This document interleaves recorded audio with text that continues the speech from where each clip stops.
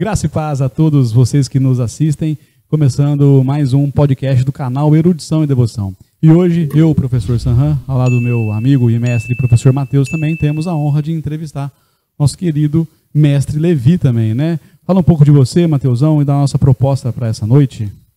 É isso aí, pessoal, boa noite. Mais um podcast com a presença ilustre do pastor, teólogo, e que aceitou o nobre convite de falar conosco nessa noite. Muito obrigado. E antes de nós passarmos para a sessão das perguntas cabulosas para o pastor e teólogo Levi, eu quero apresentar, primeiramente, dois livros que ele escreveu. Primeiro é esse aqui, o ABC do Cristianismo, que fala dos pontos elementares do cristianismo, que é uma coisa que, infelizmente, com o processo do secularismo, o cristianismo deixou, infelizmente, abandonou as suas bases primordiais, E o outro é Seguindo os Passos de Jesus. Então, hoje, nessa noite, nós seremos brindados aí com um pouco da sabedoria do pastor e teólogo Levi. Ele é pastor da Igreja Cristã Reformada Raízes e ele vai falar mais um pouco dele. Por favor, Levi, o microfone é seu, fique à vontade. Boa noite a todos, boa noite, Mateus, Sanhan. Boa noite. Uma honra, um privilégio estar aqui com vocês, É nosso. Dois mestres. Opa, nosso. É nosso. Duas pessoas respeitadas aqui na igreja de Ribeirão Preto.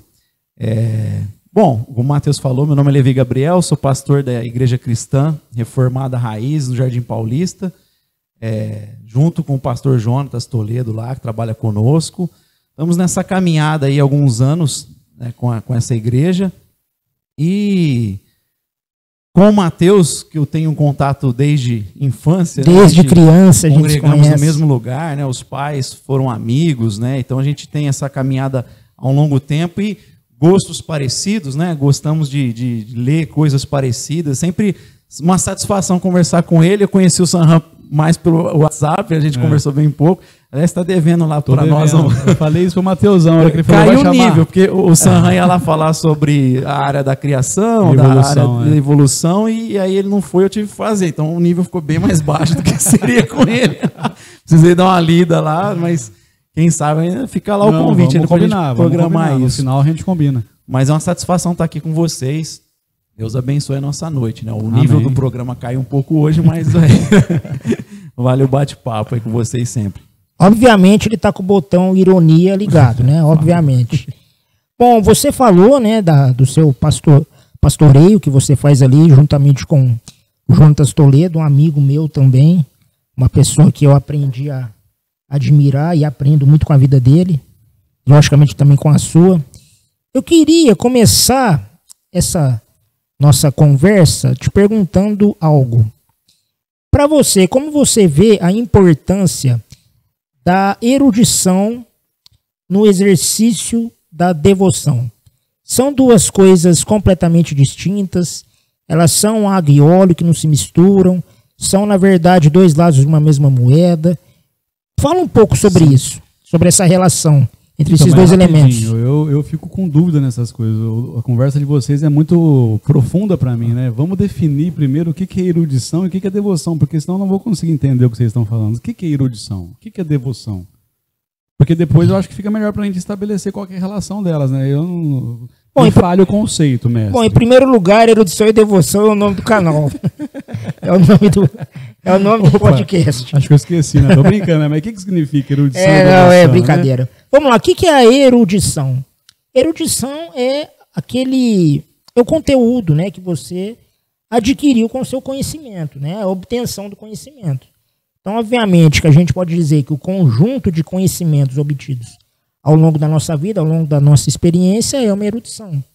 Seria uma erudição. Mas, logicamente, esse termo ele está ligado mais ao conhecimento intelectual. Mas, obviamente, que na questão cristã ele não abarca, ele abarca, aliás, o ser humano integral. Mas isso é uma coisa que a gente vai falar durante o programa. E a devoção nada mais é do que o exercício do culto obviamente, a Deus, como o homem se desviou de Deus, ele sempre vai cultuar alguma coisa, que isso é uma coisa que também a gente vai falando durante o programa. Eu acho que o básico deu para pegar a coisa. Então, baseado nesses conceitos, né, bem, assim, expostos aqui bem a grosso modo, qual a importância da erudição para o exercício da devoção? É fundamental, Mateus. E muitas vezes a gente ouve como se fosse algo separado, igual você perguntou, é separado? Muitas vezes, infelizmente, se ouve na igreja como se fosse algo que não é tão importante o exercício intelectual. E o próprio Jesus, nos mandamentos, quando ele resume os mandamentos, amarás ao Senhor teu Deus com todo o teu entendimento, né? Então, a pessoa parece esquecer que a preguiça intelectual é um pecado, né? O John Stott fala, isso é pecado também, ser preguiça desse lado. Por quê? Porque tudo que a gente faz, a maneira como a gente vive, a maneira como a gente se relaciona em família, como a gente se organiza como igreja, a maneira como a gente cultua, tudo é fruto dessa erudição que a gente tem, que a gente aprende, né? O pensamento vai determinar, tudo começa aí. E o próprio apóstolo Paulo fala, né, a gente pensar em coisas nobres, né? O culto, ele é racional, né? Como um amigo meu gosta de falar, o culto é racional. Lembrar, né? Como o apóstolo Paulo diz. Jabazinho ali do meu livro. Já faz o... Já faz o jabá. Então, assim, é fundamental. Então, eu não consigo entender quem faz essa dicotomia, essa separação, né? Não faz sentido. O cara acha que é possível separar, mas na prática ele está abraçando algo, né? Não tem como ele separar. Ele está optando em ter um procedimento como família, como sujeito, no trabalho e no total, né?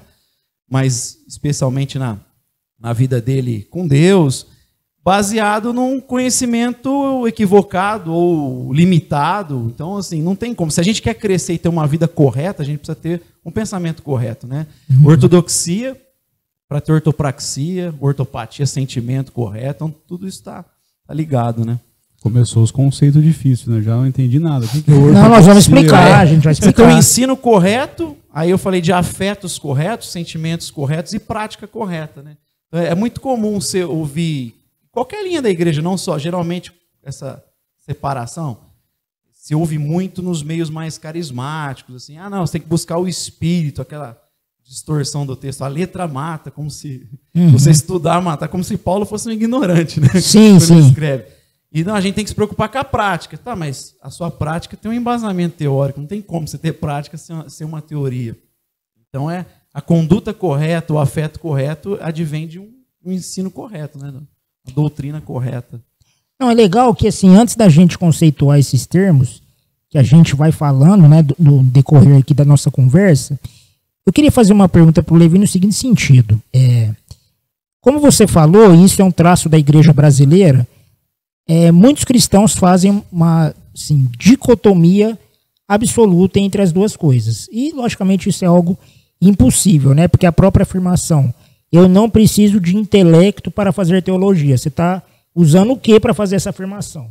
Então é uma coisa autocontraditória, não tem como. Mas você não acha que essa dicotomia que os cristãos, alguns cristãos fazem, não seria por conta do termo erudição ter uma carga racionalista muito forte? Pode ser, eu acredito que sim, né? Assusta o cara, né? Ele olha para isso e talvez ele se assuste com isso, com o conceito que ele imagina, que ele talvez tenha na mente dele, isso atrapalha ele ir atrás, né? Mas quando você começa a estudar, e até porque a gente precisa, né? Teologia a gente faz em comunidade, não só com a atual, com a histórica. Inclusive, assim, a gente fez esse livreto é algo básico que a gente deu estudos na igreja e usou em grupos, né? Então é uma coisa até para a igreja, não é nem uma coisa simples. Mas no primeiro eu falo assim, o que adianta falar para o cara ir para a Bíblia, como a gente costuma, vai para a Bíblia, né? Até frase que o pessoal reformado gosta, que o Nicodemos coloca, virou meme, que fala, antigamente fala, procura uma igreja próximo da sua casa, hoje fala, procura uma igreja próximo da sua Bíblia. Mas não adianta o cara ir para a Bíblia se ele ir com óculos errado. Então o cara vai para a Bíblia, mas ele tem que levar um conjunto de crenças que a própria Bíblia apresenta e que é pensado dentro de uma comunidade histórica. Então você tem que levar para a Bíblia ferramentas como o credo apostólico, que foi elaborado pela igreja, né? Então o cara tem que ter familiaridade com os autores cristãos, com os heróis da igreja, sabe? Isso me enriquece.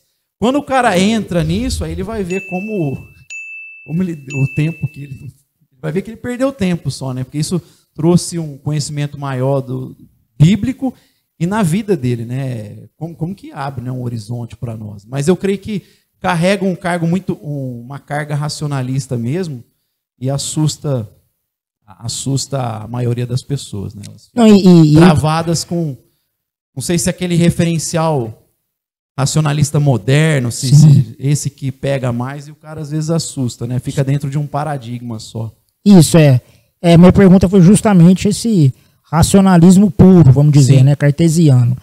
Mas você acha também, Levi, que nessa esteira, né, nesse mote aí, dessa deturpação da palavra erudição, que carrega esse peso racionalista, a palavra teologia também foi nessa esteira aí? Você acha que ela também sofreu essa distorção conceitual? Sim. Não dá para falar geral, né? Assim, porque tem igrejas que não tiveram tanto esse problema, né? Mas talvez no maior grau tem. Carrega também a teologia vista com certo desdém, né? Como algo que atrapalha às vezes. Já ouvi que teologia atrapalha. Sim. Como também a gente fala como se não fosse teologia, ninguém fizesse teologia, né? O cara fala, teologia atrapalha. Tá, e você está fazendo o quê quando você abre a Bíblia? Exato. O que você está fazendo? A sua interpretação já faz parte desse processo, né? Mas a teologia acabou virando tanto que, por incrível que pareça, o Kevin Van Hooser, não sei como que pronuncia o nome dele, né? Eu leio, mas não sei nem se é Van Hooser ou Van Hooser. Eu falo Van Hooser, mas... Van Hooser. Eu também não sei ele bem. Escreveu sobre o pastor como teólogo público. Ele fala assim, a teologia é a ferramenta do pastor, né? O pastor tem que ser teólogo. Para quem está familiarizado, é óbvio, né? Mas para a igreja é um negócio que parece que o pastor... Porque é acostumado com o pastor psicólogo, o pastor mestre de obras, né? Vive reformando. Pastor coaching. Pastor coach. Ou o pastor é o cara que só está lá do lado ajudando, né? Tá sempre... Mas o cara não o vê como teólogo, porque o teólogo parece que o cara fica distante, né? Na mente das pessoas. Mas se o cara não for teólogo, como que ele vai fazer o exercício pastoral? Ele precisa de teologia para exercer a vocação pastoral dele, né? E com certeza, assim, boa parte, pelo menos no meio em que eu andei mais, a teologia era vista com uma certa resistência, né? Eu cansei de ouvir essas coisas. A teologia atrapalha. Algumas igrejas, algumas comunidades que eu conheço também, o pessoal é meio assim, não precisa, vamos ficar a gente aqui, tem Manaim, tem grupo de estudo, e foge mesmo da instituição mesmo, né? É reconhecido por uma universidade, uma formação que você tem, né? E toda erudição faz bem a devoção, com né? certeza. E assim, é interessante porque o pessoal joga, infelizmente, a banheira com o bebê fora, né? Porque é lógico que a gente precisa separar o conceito moderno de erudição com o conceito bíblico de erudição. Sim. Mas você não pode jogar o elemento totalmente fora, né? Então, realmente, tem uma carga acadêmica secular racionalista que realmente atrapalha. Então, essa carga ela realmente atrapalha. Secular racionalista leva também o naturalismo e materialismo. Isso, leva. Então, começa lá atrás dessa conversa, né? Na própria concepção do que é certo e errado da pessoa, baseada na ciência e no materialismo. Isso nasce, né, Levi, com o liberalismo teológico do século XIX, né? Que realmente a gente tem essa carga. Mas aí, logicamente você pode explorar isso na pergunta que eu vou te fazer, é que isso também afeta, obviamente, a nossa ortodoxia. Então aqui que acho que é importante a gente conceituar ortodoxia, né? E eu queria primeiramente que você conceituasse a ortodoxia para ver o quanto que ela é dependente de uma teologia bíblica. Mas aí depois a gente vai entrar, né, no fato de o que é uma teologia bíblica, que não significa uma teologia neutra, uma teologia bíblica. Mas vamos primeiramente focar na questão do conceito de ortodoxia. Fala um pouco aí sobre qual a sua visão do conceito de ortodoxia. Se a gente for resumir assim, basicão, como eu falei assim, a ideia do ensino correto, você ter o ensino correto da Escritura, mas tudo isso, como eu falei, para chegar nisso, é um exercício que a gente faz com Claro, evidente, com devoção, né? Eu não estou descartando isso. Sim, sim. Eu acho que é aí que é o ponto que o pessoal às vezes... então é uma técnica. Não, óbvio que não. Você precisa da ação do Espírito Santo. Então, tirando isso que vamos dizer que é o óbvio, que é o básico, eu tenho que ir para a Bíblia com essa dependência, mas eu tenho que usar ferramentas apropriadas, e como eu falei, o caso do credo, o caso não só do credo, mas dos concílios e de tudo que a história nos passa, nos transmite, é fundamental para conseguir chegar nessa doutrina correta, para eu ter lá uma base para eu trabalhar, né? Então, eu não posso olhar como muitos olham hoje, uma coisa meio que solta, né? Totalmente subjetiva, que a gente está falando da modernidade, que tinha ainda esse olhar objetivista. Sim. Mas na pós-modernidade o pessoal descarta o universal e vai para os particulares e tudo é subjetivo, não tem mais o cara não crê mais que ele consegue tirar verdades. E por mais que a gente saiba de toda a crítica que tem na pós-modernidade, da questão dos pressupostos que influenciam, né? A gente pode até falar isso mais, concentrar mais nisso depois, mas é possível a gente abraçar isso quando a gente faz esse exercício em comunidade, né? A gente consegue ter o mínimo ali para conseguir trabalhar. Se eu fosse pegar assim, um documento que toda a cristandade abraça, é o credo. Sim. O credo apostólico. Toda cristã, não tem alguém que fala... Não, o cara que não concorda com o credo, ele não pode nem ser considerado cristão. Porque o cara discorda da trindade, das naturezas de Cristo. Nascimento virginal, realmente. E você vê assim, esse fato da teologia é tão curioso o pessoal descartar, que às vezes a igreja que eu faço parte, ela mudou, mas quando eu entrei lá, eu lembro que uma vez eu coloquei no quadro da igreja o credo apostólico. E um irmão que era do presbitério, ele foi lá, pegou a folha, ele não tinha visto que eu tinha colocado, e foi levar para outro pastor e falou, algum católico entrou aqui e colocou esse papel. Esse negócio, cremos na igreja católica, né? Como se... Então o pessoal não conhece o credo apostólico, cara. É impressionante. Isso assim, que é um documento básico, né? Que eu creio que ele passa esses pressupostos. Até o Franklin Ferreira escreveu um livro excelente do credo apostólico como uma ferramenta hermenêutica, né? Um óculos hermenêutico, uma maneira de ir para a Bíblia com as verdades do credo apostólico. Ao invés de você usar uma ferramenta marxista, materialista, você vai com a ferramenta certa do credo apostólico. E o pessoal não... Então, se o cara não conhece o credo, que dirá uma coisa mais complexa, que demanda um pouco mais de esforço intelectual, mais tempo, dedicação. Um testemunho triste, um testemunho, né? É um negócio triste, né? E é interessante. Eu falo triste porque é um presbítero. Sim. Era um presbítero, né? Aí eu falei para ele, porque eu cheguei depois, eu falei, o outro pastor eu acho que falou, isso aí é um documento da igreja. Então, explicou, mas a posição que a pessoa tinha que conhecer aquilo lá, né? Se é um irmão mais simples, porque o pessoal pergunta, o pessoal mais que não faz parte de liderança, que está recém-chegado, fala, mas não é a igreja católica? Não, aí você tem que explicar que é o universal. Doido, não. Universal Ricardo Macedo. Um problema, né? Não. Só vai piorando, né? Aí você explica a igreja toda e tal, para o cara entender, né? A gente não é uma seita, não somos os donos da verdade, estamos sozinhos aqui. A gente faz tudo isso. Aliás, a Bíblia que você tem, exato, você deve à igreja.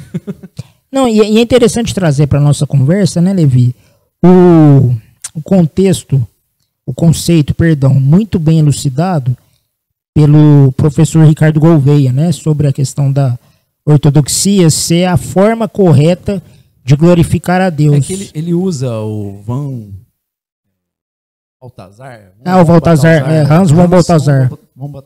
Von Baltazar. Isso.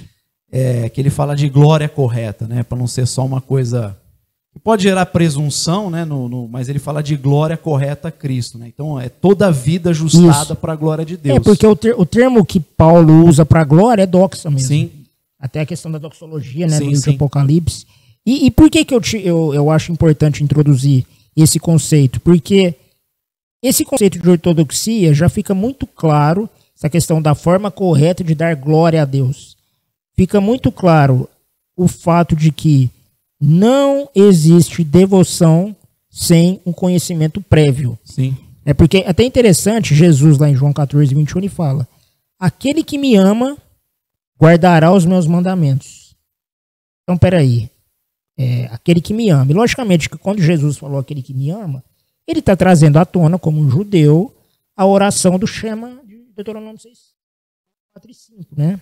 Então, o amar a Deus ali, e logicamente o amor na Bíblia não é esse amor que nós conhecemos, que é um amor que está muito mais no sentimento. O amor bíblico não é sentimento, é aliança, compromisso. Eu não estou sentindo, tá? Não, mas você tem uma aliança. Então é amar nesse sentido. Só que para que você exerça o seu amor a Deus, que é uma devoção, você precisa guardar os seus mandamentos. E aí, Levi, essa questão de como obter, então, os mandamentos de Deus, que vai sustentar o meu amor, a minha devoção a Deus, sem erudição, é possível? Possível. É como os fatores que a gente já falou, né? De abordar da prática, do afeto, tudo isso envolve o conhecimento, né? O alimentar a minha mente, né? Corretamente. Então uma coisa puxa a outra, assim. Impossível a gente fazer qualquer outra coisa. Até porque, como você bem pontuou aí, o amor ele envolve muito mais hábitos, ações, vontade do que sentimento, né? Uhum. Eu vejo muito casamento acabando hoje, que eu falo assim, eu não sinto mais nada por ele. Eu não sinto o que eu sentia antes, mas ninguém sente o que sentia antes. Lógico. Essa paixão aí acaba em 2, 3 anos. Isso aí é coisa. É até uma ilusão, né? Negócio. Exato. Uma ilusão, é muita né? novela na cabeça. Cara, exato. E fala, a gente estava conversando aqui antes sobre o Lewis, né, no cristianismo, ele fala exatamente isso, né? E, na verdade, você tem que deixar embora mesmo esse frenesi, essa paixão. Aliás, porque quem aguenta viver naquela intensidade Exato. a vida inteira? Você morre. Aí ele falou, o certo é deixar embora e dar lugar aos hábitos, o seu amor vai ficar mais robusto, não significa que não vai ter sentimento, mas vai ser muito mais maduro. Exato. A ponto de pegar aquela paixão, é coisa de criança, de jovem. E aí ele lembra que o Chesterton fala, isso não é nem uma coisa contrária àquela paixão. Porque é comum os casais apaixonados fazerem juras de amor e de fidelidade. Então, assim, o amor cristão só fala para o cara cumprir o que ele prometeu quando estava apaixonado. Então, é o que você falou, é aliança, né? O Bonhoeffer fala, não é o amor que sustenta a aliança, é a aliança que sustenta o amor no sentido de paixão.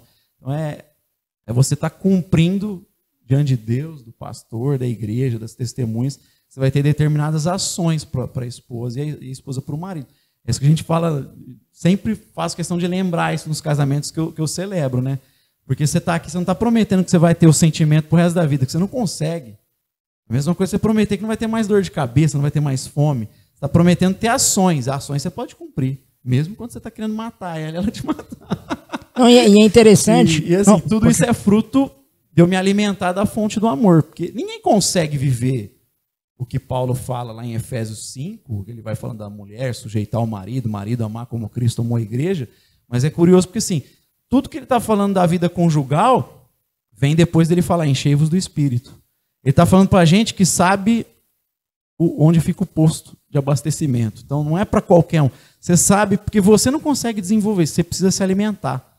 E aí envolve a erudição, a devoção, a vida de oração, essas coisas estão ligadas. Eu preciso conhecer mais de Deus, né, da vontade dele, me alimentar da palavra dele e ter essa vida. E aí eu vou ter a prática, eu vou ter o amor, eu vou ter uma vida muito mais feliz. Se a gente não ter a doutrina correta, ou esse lado da erudição, do conhecimento, a gente nem consegue, eu creio, ter um casamento mais rico, né? Uhum. A gente consegue cumprir mais as coisas quando a gente está bem alimentado, eu creio. Porque na hora das lutas, das dificuldades, que todo mundo tem crise, é impossível alguém que não tenha crise no casamento, cara, está muito bem evidente o princípio no teu coração. Você sabe, por mais que você fique querendo, vou chutar o balde naqueles momentos que a gente quer, o princípio está lá, latente, eu não posso, eu vou contra, já faz parte de mim isso, eu vou contra aquilo que Deus cravou na minha alma, eu não consigo mais.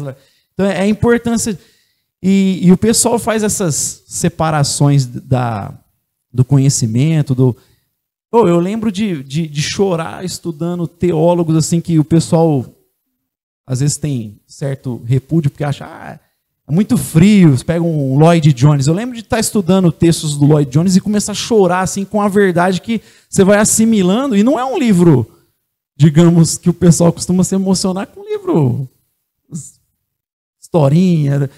Você pegando o princípio lá e aquilo fazendo a diferença. É isso que faz a diferença em nós. O princípio está estabelecido no teu coração. Você não consegue abrir mão depois, né? Você está preso lá. Então a importância de eu me alimentar e ter o conhecimento ali é fundamental para desenvolver o amor, o casamento. E é interessante, né, Lívia, você falando do amor, eu lembrando que o C.S. Lewis, né, no Quatro Amores, ele fala sobre isso, né, que o amor não significa que o amor, até o sentido bíblico de amor, que é a aliança, outro livraço, né? Não, livraço. Como diz o Jonas Madureira, você não pode passar dessa vida sem ler esse livro. Quatro Amores, exato. Aliás, do Lewis você lê quase tudo. Não, pode ler tudo sem medo de errar. E aí ele fala assim, que não é que o amor não tenha o sentimento, mas o amor não é dependente do sentimento.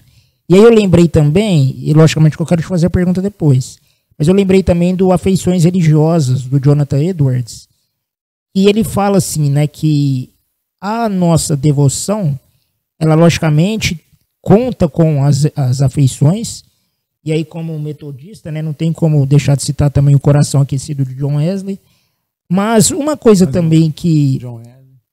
Não, não, dependendo do cara.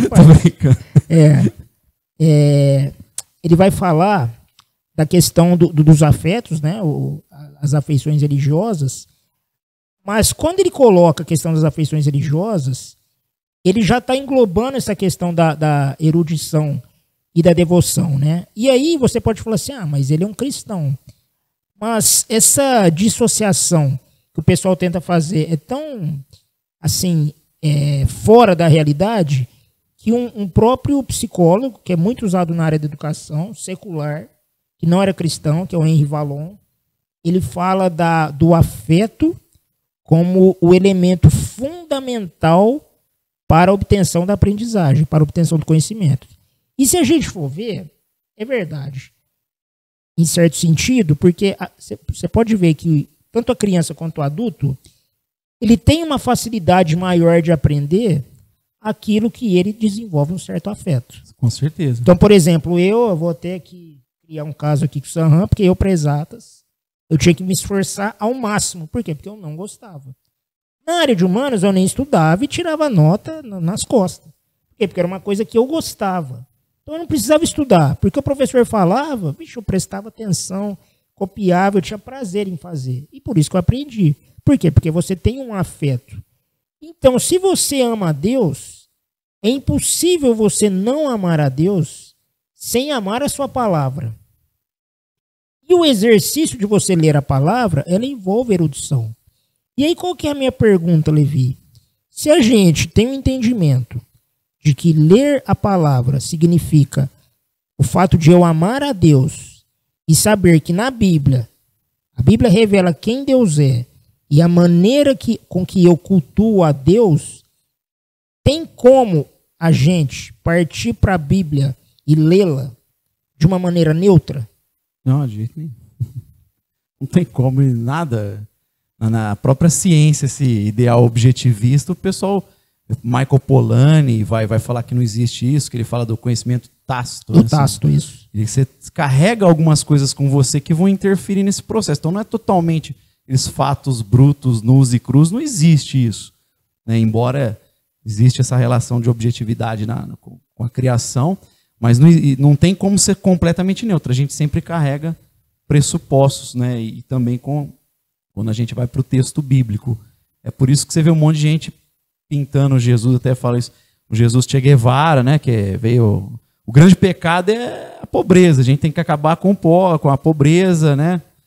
E a desigualdade social é a luta. Vira uma ONG a igreja, né? Você tem que cuidar do pobre, vira um monte de militante. Você tem o Jesus Bill Gates, que o pessoal vai lá naquela lógica meio de coach, né? E pega Jesus como um cara que está dando o truque, a receita para o sucesso financeiro, profissional. Você tem um monte de Jesus, né? Eu falo que tem o ursinho carinhoso também hoje, né? Que é essa que o Mark Lilla chama da nova esquerda, né? Que é o pessoal que vai mais para os afetos, né? Os grupos,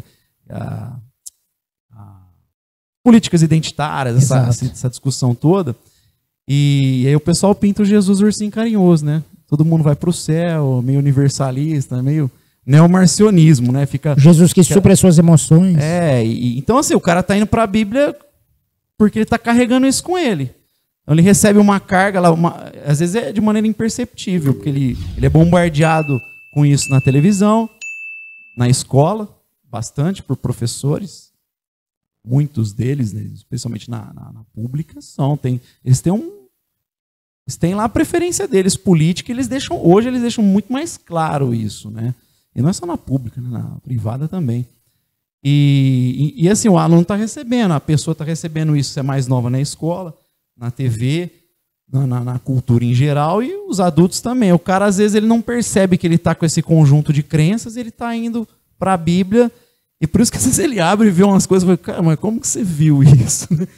Ou coisas assim, até imperceptíveis, o relativismo, por exemplo, que está presente há décadas, aí a gente está acostumado a ter essa visão bem relativista das coisas. Então, isso aí você deve ter ouvido alguma vez na sua vida, num grupo de estudo. Você abre um texto e fala assim, eu entendo do texto isso aqui. Aí o Sanhan fala assim, não, mas eu entendo isso. Só que o que o Sanhan entende é completamente diferente do que eu entendo. Eu falo, como que os dois estão certos? Não tem como. Mas às vezes o estudo acaba com 2, 3 visões totalmente diferentes daquele mesmo texto. Maravilha, Deus falou comigo isso, Deus falou com ele aquilo, Deus falou com... Não, mas peraí, tem alguma coisa... Se o texto é objetivo, como que Deus está falando 3 coisas diferentes, completamente diferentes? Mas eu cansei de ver isso em grupo de estudo, pessoal. Não, o texto quer dizer o que o autor quis dizer, meu. E a gente tem que tentar entender o que ele quis dizer, se esforçar. E aceitar, né? Aceitar o que ele está dizendo, porque aquilo é verdade absoluta, né? E é esse processo de... O Francis Schaeffer falava assim, sempre se pensou em termos de antítese, né? Que ele fala, né? Que se A é o correto, menos A é errado. Não tem como ser correto os dois. Então sempre a humanidade pensou assim. E aí a coisa foi mudando depois, né? E entra no contexto que a gente está agora. E a igreja absorveu isso, ela nem percebe. Então ela vai para o texto principalmente com essa mentalidade subjetivista, relativista. Ai, Deus fala comigo, né? Aí põe lá o famoso, no mundo carismático, mas assim, né? Abre a Bíblia e põe o dedo, né? Fala comigo. Aí o cara acha que a palavra é para ele, né? Por isso tem a piadinha lá, não sei se vocês conhecem do cara que vai pôr no dedo. Aí fala, Deus fala comigo, ele abre a Bíblia, coloca o dedo, e a hora que ele lê, tá lá, e foi Judas e se enforcou. Vai para outra. Foi lá e colocou eu assim, vai tu e faça o mesmo. Ele caiu no outro versículo. Não, peraí, de novo. Pulou, aí depois a terceira vez falou, o que tem a fazer, fazia-o depressa. Então, essas loucuras, Deus fala como é subjetivista demais. Não, cara, e o texto é claro, Deus resolveu falar através de um livro com a gente. Que é talvez um outro problema, né? Separação do Cristo e do livro. Radical, não que a gente não adora o livro. Sim. Mas o pessoal faz uma separação tão radical. Eu sigo a Jesus, não a Bíblia. Isso aí é outra coisa que eu canso de ouvir, né? Tem até um amigo em comum, né? Eu sigo a Jesus, não a Bíblia. Eu falo, e você soube de Jesus por onde? A receita da Ana Maria Braga? Estava assistindo, o Louro José falou de Jesus. Você só pode saber de Jesus pelo livro, amigo. E o livro é objetivo, ele comunica algo. Não, e o próprio Jesus falou que são as escrituras que revelam dele. Então, você as escrituras falam a meu respeito. Pois é, Louro José Gospel. Não, que o pessoal fala uns negócios assim, eu acho que não para pensar, é tão absurdo. Eu sigo a Jesus, não o livro. Como você soube dele, então? Fala pra mim. Quem você segue, então? Porque não é Jesus, né? Você está seguindo quem? Não, é o Jesus que você elaborou, segundo o seu gosto, segundo... Que aí vamos ser... Os movimentos que tem hoje. O próprio Caio Fábio, que foi uma bênção para a igreja no passado, hoje fica esses papos, meu. O cara, assim, até a década de 90, nunca vi um cara igual ele. Pregava muito bem. Não informou muita gente. Não, o cara era fantástico. Agora... Entrou nessa vibe doida e eu acho ele bem subjetivista nesses pontos. Bem subjetivista. E vai com esse papo. Aí se o cara remonta, vai atrás de Jesus, não a igreja. É um Jesus relativizado, né? Do jeito que o cara quer, né? Exato. Ele quer o Jesus daquele jeito. Então, assim, o caso dele não é o caso do carismático que eu falei, do pentecostal que vai lá, uma coisa meio esotérica, né? Eu nem falo que é místico, eu acho que tem até um lado místico na fé, no cristianismo. Mas é esoterismo isso, né, pra mim. E que é aquela coisa mágica, mas o Caio já é o outro lado, né, não é o lado que segue bem essa tendência aí, pós-moderna, em alguns pontos. Né? É interessante, né, Levi, o Sanhan, que quando o cristão ele diz assim, não, eu vou ler a Bíblia, mas eu leio a Bíblia de maneira neutra. Esse pensamento já mostra um refém de um relativismo secular, já é um pressuposto. O Jonas Madureira, no livro Inteligência Humilhada, sim, ele fala, né, quem diria que aquele clichê diga não aos dogmas é dogmático? Exato. É tão dogmático quanto que você está falando, diga não aos dogmas. E todo mundo vive com um dogma. Esse não quer um dogma já é um dogma. É. Outra frase que o pessoal fala, pense fora da caixa. Você pode pensar fora de uma caixa, mas você pega outra caixa para pensar. Porque a caixa seria esse conjunto de pressuposições, de crenças, vai virando a sua base ali para construir o seu pensamento. Né? Eu sempre preciso de pressuposto, de fé, para o processo de pensamento decolar. Né? Então o edifício ali são pressuposições que eu abraço sem provar, e a gente crê que são verdadeiros axiomas, e o cara tá pegando lá, só que ele nem se dá conta disso. Não, e outra coisa, se acha sim, o livre pensador, né? Não, e outra coisa, né? Pense fora da caixa, mas qual caixa você está se referindo? Pensa fora dessa caixinha aí reformada que vocês estão... Mateus, você é wesleyano, vocês estão na igreja metodista, pensa fora da caixa. Aí o cara tá vivendo numa caixa secularista, achando que ele é super crítico, né? Que ele tá... Não, você tá pegando a pior caixa possível. Não, e exatamente isso até que eu ia te perguntar, porque é exatamente essa questão. Porque, assim, como você disse, todos nós pensamos por pressupostos. A questão é, quando nós temos consciência disso, a gente vai procurar os pressupostos corretos. Exatamente. Que é a tradição cristã apostólica. E principalmente o credo apostólico. Mas aí o pessoal que quer ser o livre pensador, Jesus não é religião, gente, essa é a pior. Eu sou o caminho, a verdade e a vida. Ninguém vê ao Pai, não sou por mim. Jesus não é religião. Então Jesus é o quê, meu amigo? Enfim. Tem umas clássicas assim, né? Eu fico com Jesus, não com Paulo. Aí entra o snobismo cronológico. Eu vou falar, o Espírito Santo era bipolar, porque falou ele inspirou uma coisa com Paulo. Primeiro, né? Jesus nem escreveu nada, você só sabe através dos evangelistas, para começar, né? Aí. Então, eu fico com Jesus. Tudo que você sabe de Jesus é porque os caras escreveram. E Paulo tinha comunhão, era inspirado. Então, como que você vai para o texto crendo que um é inspirado, outro não é inspirado? É um negócio doido isso, né? Não, Jesus ensinou um negócio totalmente diferente de Paulo. Já vi pastor batista falar isso. Não, Jesus falou uma coisa e Paulo foi lá e modificou o cristianismo e institucionalizou o negócio. Hein? O negócio umas coisas que... Eu fico pensando sempre sobre isso também em relação a Gênesis 1 e 2, né? Porque aí eu puxo pro meu lado, né? Por favor. Da ação, né, cara? Porque muitas pessoas no nosso meio não acreditam na literalidade de Gênesis 1 e 2, né? Acham que aquilo é fantasioso, alegórico, a Bíblia não é um livro ilustrativo, científico, né, cara? Então, assim, eu fico me perguntando, né? Pô, vamos evangelizar uma pessoa, a gente leva ela para a igreja, vamos começar a ensinar de Cristo para ela. Por onde que a gente começa? Pela Bíblia. Então, mas por onde que a gente começa a ler a Bíblia? Vamos começar pelo começo, né? Gênesis 2, não. Essa parte aqui, vamos pular, vamos ali para o capítulo 3, porque isso aqui é alegórico, é fantasioso. Mais pra frente a gente fala sobre isso, então o cara vai cair de um jeito ou de outro no eboteísmo. Deus, em momentos específicos, com a sua varinha de condão, agiu lá para que o Big Bang acontecesse, para que a vida surgisse, e pontos específicos. Então, assim, se a Bíblia não é um todo verdade, não dá para você pegar só fragmentos dela, né? Usar aquele pedacinho ali, não, isso aqui de acordo com aquilo que você acha que é a verdade para você, né? Não, até você falou Gênesis 1, 2 e o 3, né? Que o pessoal, cara, você não entende ali, você nem vai entender. Você não entende mais nada. Meu. Pois é. Se o cara não vai para aquilo ali, entende tudo que aconteceu, as consequências, o cara não vai conseguir viver uma vida mais rica na fé. Ele vai crer que a salvação não é aquele conhecimento teórico, né? Sim. Tem aquela revelação no coração, tem... Mas então, assim, vão ter pessoas mais... Nem todo mundo vai ser erudito num nível de Santo Agostinho. A gente nunca vai ser como um Agostinho de Hipona, como um Tomás de Aquino.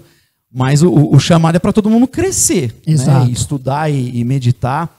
Alguns vão ter um dom diferenciado também. Deus chama alguns para ser mestres, vão ter mais conhecimento. Todo mundo tem que chamar... Alguns vão ter menos, né? Mas não é desculpa para a gente pular essas coisas E também ensinar esses cortes, né? Não fazer o cara ler a Bíblia, como costumam falar, tendo a metanarrativa em vista. Então o cara vai lá, acha que é um monte de história de vários personagens. Ele não consegue ver que todas apontam para a grande história da Bíblia. Tem um enredo total. O cara tem que ter um enredo. Se você não olhar isso, você não... Então é por isso que às vezes fica aquelas coisas particularizadas, né? Então vai lá estudar Davi, aí Davi e Golias, aí ele tira uma coisa para ele, né? Ele não vê que está apontando para a salvação que Deus vai fazer através de Cristo, para um povo que não tinha capacidade de vencer. Tem que olhar para esse apontamento para Cristo e para a grande história, né?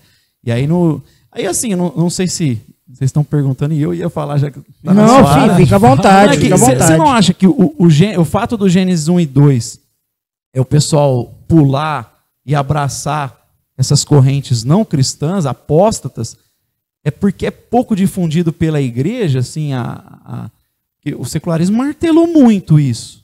E aí passa um monte de teoria como se já fosse ciência. O que dá mais tristeza é gente capacitada que abraça isso, né? Exato. Porque cara que tem gente que você nem espera nada, mas tem uns caras que eu esperava mais, né? Para justamente não ter o conflito, né? Tipo, o cara tem um arcabouço neocalvinista e o cara abraça isso. Eu falo, meu, como? E você acha que é falta de fundismo? O que seria, você acha? Eu acho que são várias coisas que se sobrepõem e chegam nesse resultado, né? Eu acho que o primeiro é a educação como é, né? A educação como é vai negar o Estado laico, né? Laica é cachorro que foi para o espaço, lá, enfim, né? O Estado não é laico, né, cara? A escola não é laica, né? Eles estão profetizando uma fé que eles acreditam, né? Então, como isso vem desde a educação infantil, né? Passando, sempre martelando aquilo, indo para o materialismo e naturalismo das coisas, né? Então, isso, de alguma forma, planta uma sementinha na cabeça da pessoa, né? E tudo que a pessoa vê de mídia, né? Pelo menos até algum tempo atrás era isso, né? Ah, não, a ciência diz isso, a ciência fala aquilo, a ciência fala aquilo.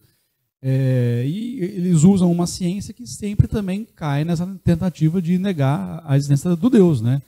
Mas quando você começa a buscar outras fontes, porque você tem um lado falando uma história e o outro lado falando outra história, né? E na igreja a gente não se aprofunda nisso também, né? Será que foi assim mesmo? Será que foi criado daquele jeito mesmo?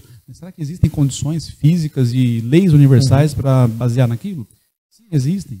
E muito mais do que no Big Bang, teoria da evolução, né?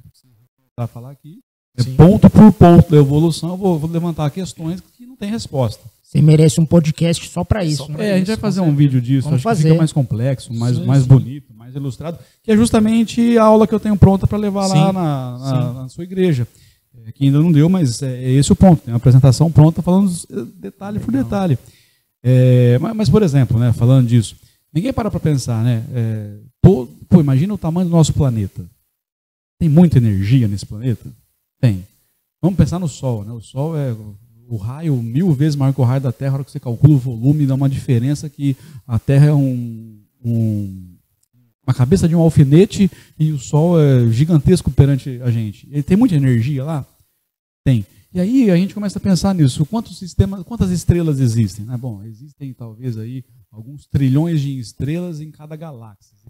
E quantas galáxias existem? Bilhões de galáxias. Quantas estrelas? Você fala, então é bilhão vezes trilhão, eu já perdi até as contas dessa potência de 10 aí. E tudo essa energia, tudo isso estava contido num único ponto. Cara, como é que aquilo foi para lá? O que segurava aquilo lá? E por que aquilo colapsou? Não, dizem que foi a lei da gravidade, né? Mas como que ela surgiu? Ela surgiu antes, então tinha uma gravidade maior do que aquilo. Você entende, cara? E é muita gravidade para... E como é que isso não colapsou O cara que é naturalista tem que ter mais fé, porque as consequências do pensamento dele, igual, não tem intencionalidade de propósito. Como que você confia no próprio pensamento? Que é o que o Lewis mesmo falava, né? Se tudo é um processo químico, biológico, aleatório, acidental. Então, por que você está confiando nesse próprio pensamento? Não tem nem lógica. Porque você confia no seu olho, se ele não tem o propósito de enxergar. Você só está cumprindo algo mecanicamente. Não faz nem sentido, porque o cara quer receber o livro que ele escreveu. Então, na prática, ele quer o elogio, ele quer... Como assim? Então, não faz sentido. O cara não consegue vir... Bom, isso aí... Todos eles, né? O Richard Dawkins, a Nancy Pearce, fala que ele foi questionado por um cara que leu o livro dela e perguntou para ele algo nessa linha lá, de uma aula que ele dá lá, que ele pega um grupo em inglês de comédia, e aí o cara bate no carro porque o carro não funciona. Ele falou, se não funcionar, eu vou te bater. Aí todo mundo ri, né? Um negócio irracional.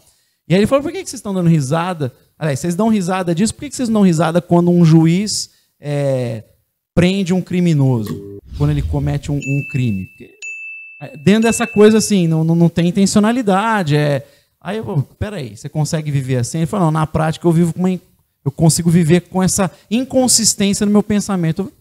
O cara sabe que tem uma inconsistência, que é incoerente e tem que ter muito mais fé, cara, que a gente. Faz muito mais sentido você crer em Deus, num Deus racional. Com certeza. Mas eu perguntei de difundir, uma coisa que eu tenho comentado assim, como a gente fala muito de cosmovisão na igreja, vez por outra, especialmente quando é estudo de quarta-feira, a gente tem uma possibilidade maior de falar disso, eu costumo, hoje, né, ser um pouco mais otimista, porque eu falo assim, eu sei que os secularistas bombardearam a sociedade com esse discurso, e a igreja ficou, tanto a igreja como o pessoal mais conservador, que está um pouco mais próximo na maneira de pensar a vida, eles ficaram acomodados e não viram que os caras foram tomando instituições por instituições no Brasil, na América Latina, e aí fala assim, pô, a gente tem que correr atrás do tempo perdido. Só que o que me dá um otimismo, não otimismo, é fé, esperança.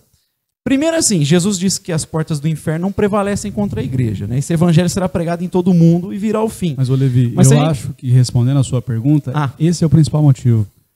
A igreja se fechou nela mesma, pelo menos assim, falando da minha igreja, acho que isso acontece na igreja de vocês também, enquanto as outras ideologias tomaram conta do governo, da mídia, tomaram conta de tudo. Não, e a gente está aqui fechado. Tomaram conta das nossas instituições. Da educação, acho que o principal é esse, a educação, né? E da educação das instituições cristãs, o Mackenzie, essas...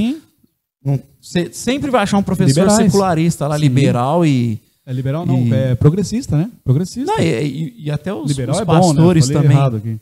Não, eu digo assim, o pastor liberal na teologia liberal. Na teologia liberal. Em relação à economia. Não, economia sim.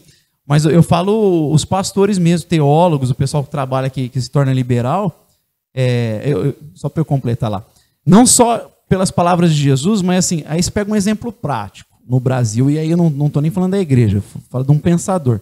Você pega o Olavo de Carvalho olhando, analisando como um fenômeno. Não estou nem falando se ele está certo, se você concorda, não é essa a questão. Como fenômeno. Um velhinho sozinho, usando o YouTube, blog, o cara determinou uma eleição. E assim, formou um monte de aluno que estão entrando e tentando, assim, e aí assim, independente se está certo, se não está, se a gente concorda, discorda. O ponto é, uma pessoa sozinha, né? O movimento que conseguiu fazer isso. Cara, se a igreja se unir, se a igreja tem instituições educacionais, que é o principal, para formar a próxima geração, e a gente tinha que ter mais esperança. Até por isso que eu falo, gente, se um cara sozinho fez o que ele fez, imagina se a igreja se unir, se a igreja trabalhar, e a gente tem que olhar com otimismo, com fé, com esperança. E não tem como, a gente tem que entrar na política também. E aí eu te pergunto, né, Levi, como que ele fez isso?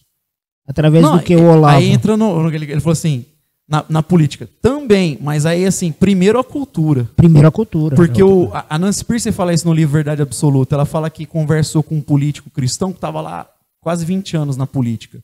E aí ele fica lamentando porque eles tentaram barrar a lei contra o aborto, várias, assim, tentando trazer uma visão correta da humanidade, né, e lutando por aquilo que era certo. Aí ele fala, eu sinto que eu meio que enxuguei gelo, fracassei, porque a gente perdeu a batalha cultural. Exato. Ele falou, a gente tinha que ganhar a mente da sociedade.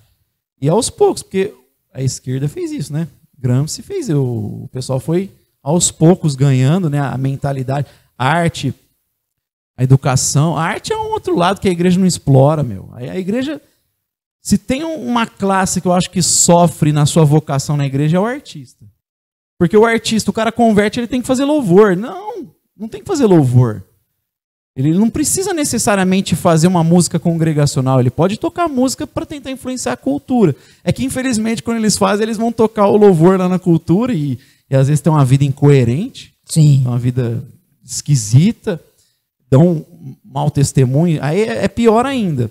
Mas não falta um pouco o que o Huckmacher falava, né? A arte não precisa de justificativo. O cara tem que ressaltar a beleza. A beleza vai fazer a gente... Aí eu não sei se você concorda que é uma visão meio clássica, não sei que ele fala da beleza, da bondade e da verdade. Sim, A beleza tem que trazer a gente para a verdade, para a bondade, para aquilo que é correto. Então, o papel da beleza, lá segundo Steve Turley, que ele trabalha mais com educação clássica, aí ele fala que ela tem esse papel de nos puxar para dentro da verdade e da bondade, né? Esses pontos aí, só fazendo um recorte, eles foram explorados por Tomás de Aquino, mas eles não são tomistas. Porque o pessoal fala bondade, verdade e beleza. Ah, não, isso é tomismo. Não, filho, isso é Bíblia. O que é tomismo? Tomismo é o pensamento de Tomás de Aquino. Ah, entendi. Mas uma coisa... Não, eu perguntei assim, porque tem um pouco da influência grega e tal. Sim, sim. E aí ele fala isso, assim, então o cara não precisa, ele usa a arte, e não só, tô falando de música, né, o cara pode usar várias coisas para tentar influenciar a cultura. Você tem razão em relação à arte, porque você não tem pintura, você não tem escultura, você até não tem... Tem um japonês que eu não vou lembrar o nome dele, o pessoal do Labri, que eu conheci através deles, que é um cara que tem um trabalho fantástico nessa área de... Mas eu acho que essa mentalidade está mudando também, né? De arte. A gente tem uma amiga professora nossa que ela está estudando grafite. É da igreja dele. Ah, Juliana. A Juliana. E assim, cara, ela não tem opção, né? Onde que você vai estudar grafite? Né? Com as mulheres da periferia, que são toda aquela mentalidade. Mas aí entra a questão de redimir a cultura, né? Então assim, ela vai lá, aprende de volta e aplica aquilo para o Rodolfo do Labri, ele né? cita 3 caras. Aí, assim, talvez a gente não concorde com alguns, mas esse japonês eu não lembro mesmo, mas é pintura, tem também faz algumas coisas. Aí ele cita como que chama o diretor de cinema? Terence Malick. Terence Malick. Ele não sabe ao certo se é cristão mesmo, há quem diga que ele é congregacional, mas ele é na dele. E eu acho que está até correto ficar quieto, porque ele já é martelado pela galera de Hollywood, porque os filmes dele vão muito na contramão. E fala, esse cara está tentando evangelizar através dos filmes. Tem uma narrativa cristã. É muito interessante. Assim, é diferente, né? Porque galera que está acostumada com entretenimento e tal vai assistir... aquela árvore da vida. Árvore da vida. Paradão, né? Muito parado, assim, mas...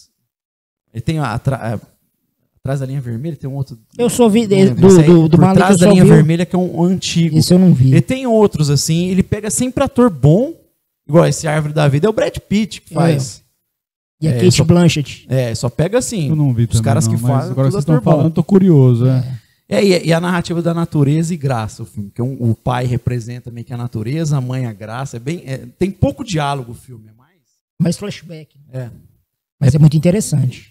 Eles falam, tem um outro cara que era calvinista do Calvin College, foi formado lá, e hoje ele não está na igreja, assim, não está nem na fé, parece, mas aí ele cita que ele fez muito uma técnica que ele faz, que eles, eu esqueci um pouco o nome que eles dão lá, mas ele faz mudanças para provocar reações psíquicas e emocionais no público.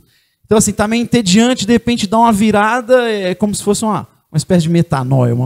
Ele faz de propósito aquele negócio, né? E o cara fala dessa técnica. Aí você percebe muito isso nos filmes dele. Então, é um caso de alguém que está tentando colocar... Porque se ele é cristão ou não, a narrativa próxima da Bíblia está ali. Quase todos os filmes dele. Valores, ele fala muito de valores.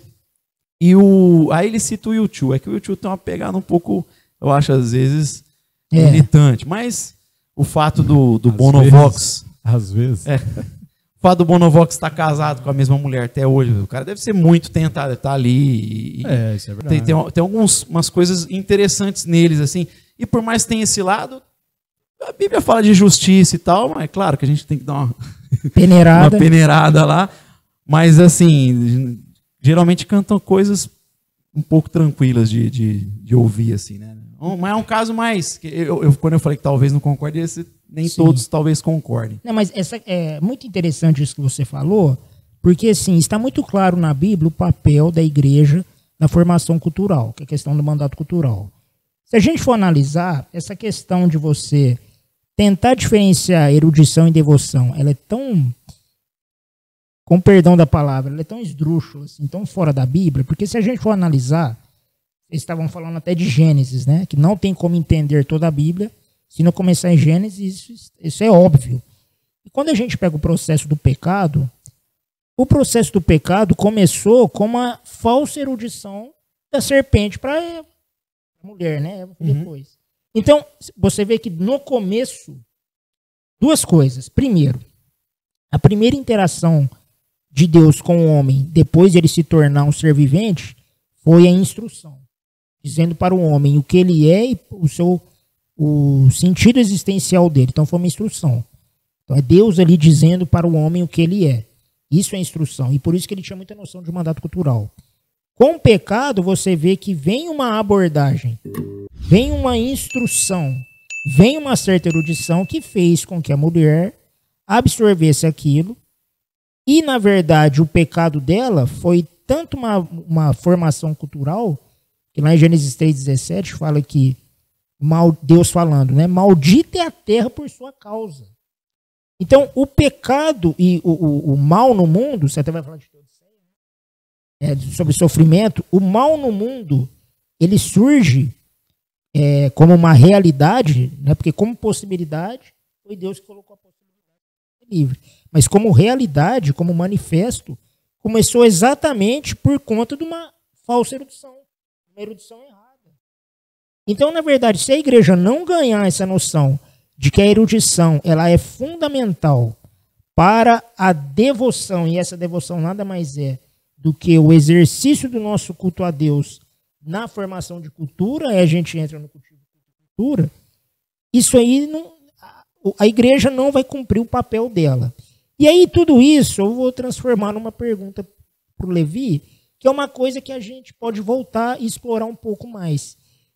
Que é a questão do significado de erudição.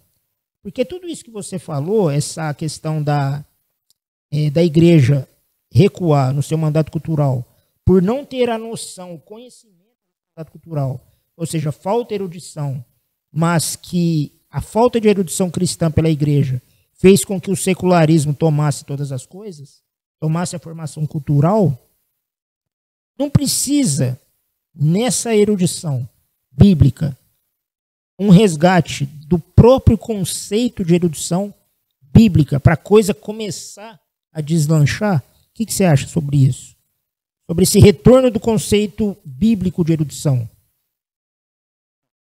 Importante porque a gente, ao longo da história, a igreja foi abraçando um conceito influenciado pela cultura, né, e não pela própria Bíblia, na maneira de pensar, né? Então, o nosso chamado é pensar cristãmente, quando a Piercy fala, né? Então você tem o cara que pensa a partir de um paradigma moderno, racionalista, como a gente citou aqui, né? A igreja, inclusive, caiu, né? Todo o período a igreja acabou abraçando parte da igreja, mas na modernidade tem até um pensador que é meio liberal, mas nisso aí eu acho que ele está certo, quando ele fala assim, por que os hippies, que não gostavam daquele paradigma moderno, racionalista, que tudo tem que passar pelo crivo científico, verdade é só o que passa ali naquele crivo e tal, esses caras que estavam procurando algo além daquilo, né, que não ficava tudo naquela lógica de causa e efeito, mecanicismo fechado, aquele que o Schaeffer costumava falar, por que os caras não foram tipo para a igreja?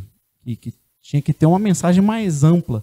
Aí ele fala, engraçado, eles não foram para a igreja, porque a igreja tinha se tornado parte dela também mecanicista, cartesiana, e muitos, né, evidências, às vezes você, não que a gente não tenha que falar disso, mas parece que a gente reafirma aquilo que os caras estavam falando, verdade é só isso, e não é só isso.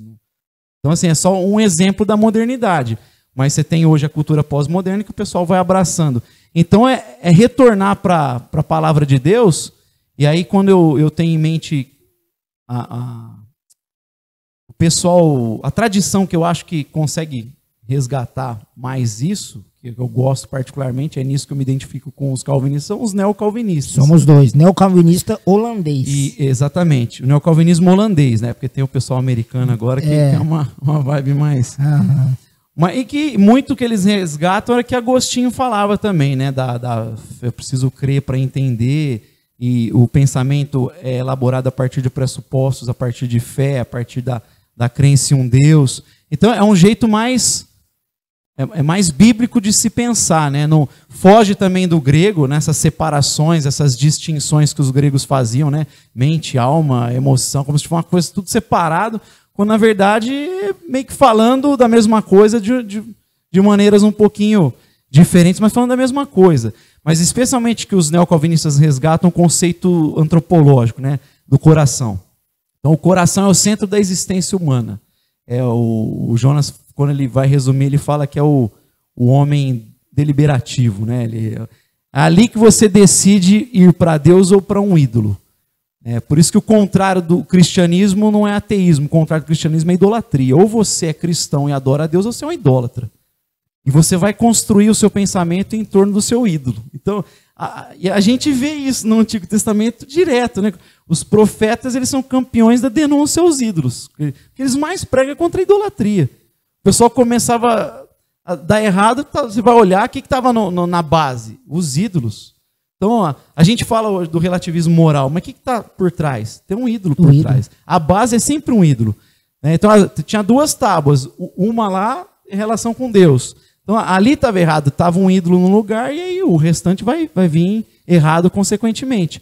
Então, a Bíblia deixa muito claro, assim, o homem ele tem essa decisão ou para Deus ou para um ídolo. O que a gente está falando aqui dos naturalistas, que os caras acham que não são religiosos, que é um papo furado, e um dos resgates mais ricos é esse, não existe neutralidade religiosa também. Não tem ninguém que é... O conceito bíblico é o homem essencialmente religioso. Não tem ser humano que não seja religioso. Que é o que o Doiverd resgata, né? Ele fala assim, se todas as correntes filosóficas dizem que estão apoiadas somente na razão. Mas se estão mesmo, por que não bastava só uma persuasão, um discurso racional para o outro ser convencido? Ele fala, por que não acontece? Por que tem muita distinção, diferença? Porque tem uma coisa anterior aí, tem uma motivação anterior que é religiosa, é de caráter religioso. É o aspecto pístico que é religioso. O aspecto pístico. E é o que a Bíblia fala, Paulo fala isso claramente. Não reconheceram, olhando a criação, não reconheceram Deus e adoraram a criatura no lugar do Criador. De tudo que você deve guardar, guarde o teu coração, porque dele procedem as fontes da vida. Então a Bíblia deixa claro que o homem é religioso, né? E talvez um dos resgates mais ricos, assim, que por conta da igreja ter perdido o conceito de erudição e abraçado um conceito do homem racional, hoje do homem sensorial, não sei, emocional, esse lado mais volitivo, sensorial. Né? Aquilo que ele sente, né? O sentir é o que que é o sente, importante. Você é o que né? sente. Hoje é isso, né? Toda a confusão em torno da teoria de gênero é isso, né? Você é o que sente. Exato. Você tem que dar vazão para os seus sentimentos. Aí o cara se olha no espelho, vê lá a estrutura biológica dele de homem, mas eu me sinto mulher. E o que é mais fácil? É tratar o seu sentimento, mudar tudo e reconfigurar a sociedade inteira. Porque não é só o cara, ele quer reconfigurar o casamento, ele quer reconfigurar a família e ele quer reconfigurar a igreja. Mas aí é que tá, né, Levi? Essa questão do ídolo, que você colocou muito bem, o ídolo acaba se tornando o critério de realidade do cara. E aí, o que é interessante nesse caso aí do transgênero, né? É aquela coisa assim, ele primeiramente se coloca nessa posição de ídolo e depois, logicamente, os seus sentimentos. E aí você estava falando, cara, eu lembrei do Roy Clausen recentemente. Ele fala isso de uma maneira assim, tão clara, cara, tão clara, que dentro dessa questão do modernismo, né? Então, o que ele vai falar, que eu acho assim, brilhante? Todo ser humano tem a sua cosmovisão. Então, por exemplo, um materialista, ele sempre vai colocar como a origem de todas as coisas algo incriado. Então, por exemplo, os atomistas vão colocar o átomo. O naturalista vai colocar a matéria. O materialista vai colocar... Aliás, o naturalista vai colocar a natureza. O materialista vai colocar a matéria. Então, assim, sempre você vai colocar algo incriado. Quando você coloca esse algo incriado, que vai ser a origem de todas as coisas, você vai atribuir a ele, queira você ou não, atributos divinos, que o Roy Clausen vai chamar de divino per se. Nesse caso do pós-modernismo, a gente vai, né? Porque na verdade isso não é coisa nova. Está surgindo agora, mas já é filosofia antiga. Sim. Que é o Protágoras, quando ele falava do pragmatismo, que ele fala o homem como medida de todas as coisas. Mas tudo vem, né? O Alistair McGrath pega nas Exato. Sempre vão surgindo, vão aparecendo sempre, de novo, né? Nada, exatamente. Por que eu quero falar isso? Dessa questão assim, que são coisas antigas. Para deixar claro, primeiro, como você falou muito bem, o ser humano ele é religioso. Então aquela coisa, eu não sou religioso, eu creio... Teve um aluno que falou isso para mim, falou, não, vocês crê no criacionismo, vocês creem em dogmas. Eu falei, você crê no dogma materialista. E só assim, desculpa te cortar, não, fica à vontade. Você citou o Roy Clauser. Ele... Você ia comentar dele, quando ele fala do mito da neutralidade, né? Que quando ele fala que o ser humano, todo ser humano, ele é religioso. E aí é curioso que uma das palestras dele fala assim, hoje o pessoal pensa assim, a gente já sabe o que é religião, superamos, vamos discutir a ciência. Ele fala, é o contrário. A gente já sabe o que é ciência, o que o pessoal não sabe hoje é o que é religião. Exato. Então o que precisa hoje é definir o que é religião. Porque a ciência se tornou uma religião. Esse é o ponto. O cara não sabe o que é religião, mas a religião tinha um sentido em toda a história. Mudou recentemente o sentido que dão. Então por isso que o cara fala, eu não tenho religião. Não tem como. Não tem. Mas como. É engraçado isso, né? Porque como é que essa sociedade atual é prepotente, né? Porque a gente tem 6.000 anos de história, todas as grandes civilizações tinham religião, tinham seus credos, tinham suas crenças, tinham seus ritos. E aí agora chegou, nos últimos 150 anos, quase 200 anos aí, né, desde o darwinismo. Não, a civilização começa na Revolução Francesa. Os avanços iluministas. Agora que a gente está no auge do nosso entendimento, da nossa erudição, então a gente pode descartar a religião. Você chegou aqui... chegou aqui agora, os caras estão aqui faz 6.000 anos isso falando sobre isso. Religiosa. Né? Ele fala assim, o que você coloca no lugar do autoexistente, antigamente... Você põe no lugar de Deus lá, uma parte da matéria, uma parte da aspecto criação, da realidade, né? Como autocondicionador da realidade, como autoexistente, chamava-se de religião no passado. Exato. Paganismo. Hoje o pessoal quer que chama de ciência. Ele coloca as leis da física, da matemática, quer que chama isso de ciência. Não, aí ele fala, o nome disso aí é autoengano. Porque sempre que você coloca uma coisa no lugar de Deus, é religião. E vai moldar. Você falou, o cara que não crê que Deus está lá, por isso que ele vem aqui e fala, não, a moralidade é construída socialmente. A idolatria é a ciência, né? Construir a sociedade com base no ídolo que ele fez. É o marxista a mesma coisa. É o cara define o ser humano de uma maneira bem limitada. A visão sociológica é tudo luta de classes. A Peirce coloca uma definição do Lenin, que ele fala, cremos que matéria é criadora de todas as coisas. Aí você coloca do lado o credo apostólico, não tem diferença nenhuma. Só que uma fala que crê em Deus Pai Todo-Poderoso, Criador dos céus e da terra. E o outro coloca que crê que é matéria. Qual que é a diferença? Não, tem um livro esse livro foi é considerado um dos maiores documentos, né, umas compilações do comunismo. Do George Sconsing, chama o Comunista Exposto. Na verdade, até o texto em inglês é The Naked Communist, que é o comunista nu. Mas aí os caras falaram, não, vai ficar meio pesado. Mas ele estava falando um discurso do Lenin, que ele fala assim, a religião do Estado comunista é o ateísmo. Ele reconhece o ateísmo como religião, porque de fato é uma religião. Ele mesmo falou. Ele é honesto, pelo menos. E depois o Stalin reproduziu isso em vários dos seus argumentos. E se você for analisar, todo o Estado comunista, ele é ateu.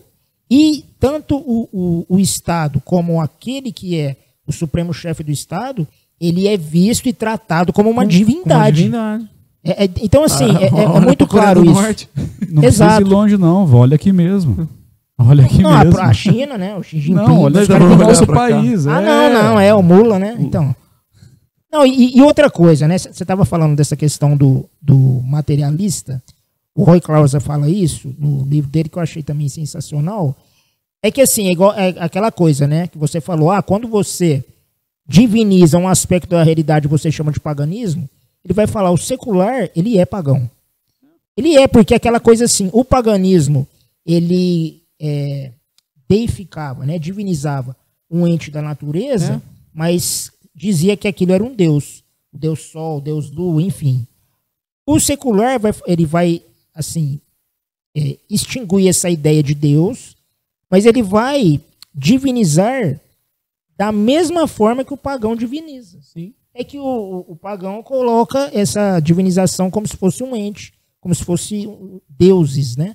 Agora, o ateu, embora ele não traga, ele não considere a existência de Deus nada de que seja de caráter sobrenatural, metafísico, mas ele está divinizando também um ente da realidade, e essa religião é uma religião falsa, porque ela é reducionista. É reducionista, vai colocar o aspecto da realidade como algo absoluto. É a mesma coisa se falar que essa televisão seria toda a sala.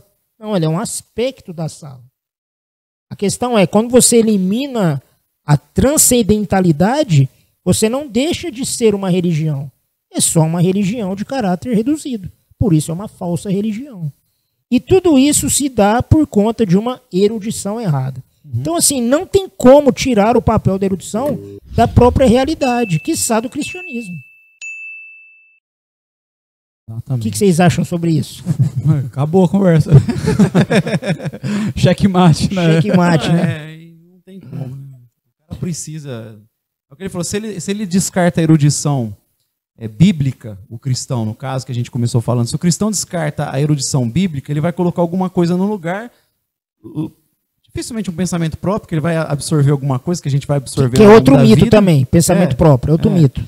Aí ele acha que mas ele está colocando alguma coisa no lugar. Então, não tem como, você precisa. Então, antes de colocar o que você acha, o que você ouviu, coloca o bíblico, o que os seus irmãos falaram ao longo da história, para você sempre ter mais saúde na caminhada, né?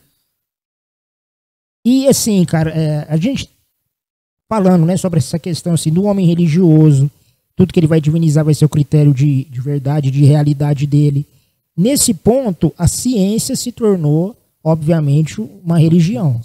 Né? E aí você vê, Levi, que nessa questão da ciência se tornar uma religião, ela também, infelizmente, se tornou critério de interpretação bíblica.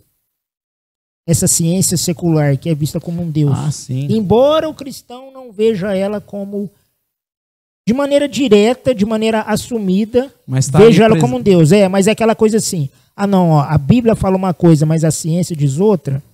Então a Bíblia não é bem assim. O cara duvida primeiro da Bíblia. Exatamente, exatamente. O Zé Machado falou assim, o cara, em vez de desconfiar primeiro dele, né, ele desconfia do texto e dos autores bíblicos, né, em vez de desconfia de si mesmo primeiro, né, não da Bíblia. E infelizmente, é o que eu falei, o mais triste é gente que você... Tem muita gente que eu respeito que cai nessa coisa. Cai nessa ladainha. Me edificou, inclusive no entendimento de muitas coisas aí dessa corrente. E aí eu vejo o cara abraçando teorias assim. E não, a gente sabe, como você falou, os argumentos são bem mais fracos. Eu falo, e o cara nem cientista e mesmo assim abraça. Sim, né? Isso que eu não entendo, né? Tinha que ter até um pouco mais de humildade, porque quando fala com umas convicções. Exato. Mas assim, isso é um caso assim, de uma pessoa.